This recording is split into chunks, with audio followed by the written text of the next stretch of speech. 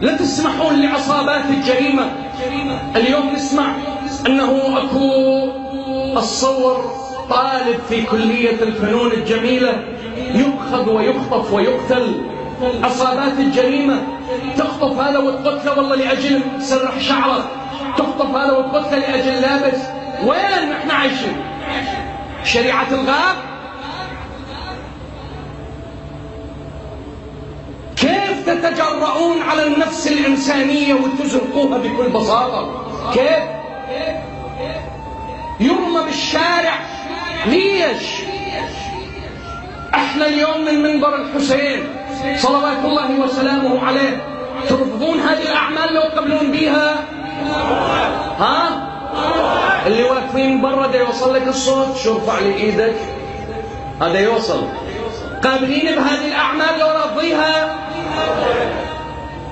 تضيعون انتصارات الجيش لو تحافظون عليها؟ صلوا على محمد وآل محمد استعدادا لذلك. اللهم صل